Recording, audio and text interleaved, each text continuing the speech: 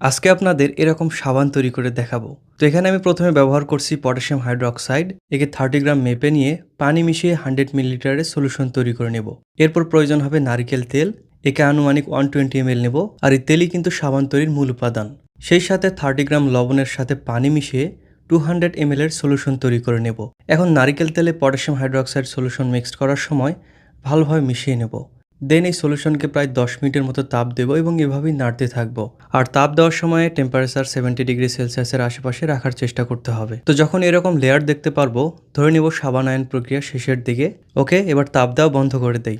শুরুর দিকে তৈরি করা সোডিয়াম ক্লোরাইড লবণের সলিউশনকে এখানে আস্তে আস্তে ঢেলে নেব এবং নাড়তে থাকবো। লবণ সাবানের লেয়ারকে জমাট বেঁধে ভাসতে সাহায্য করে। এবার এই সলিউশনকে 30 থেকে 40 মিনিটের মতো এভাবেই ছেড়ে দেব। তো আমাদের সাবান তৈরি হয়ে গিয়েছে।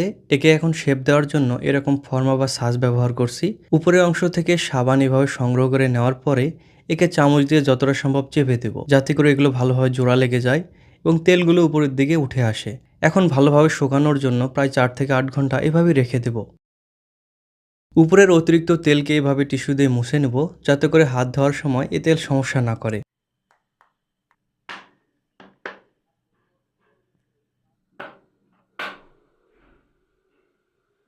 এই হচ্ছে আমাদের তৈরি করা সাবান। দেখি এটা দিয়ে আমাদের হাত কেমন পরিষ্কার হয়। বাহ! এই সাবানে তো ভালোই ফেনা হচ্ছে, সেই সাথে হাতও ভালোই পরিষ্কার হচ্ছে।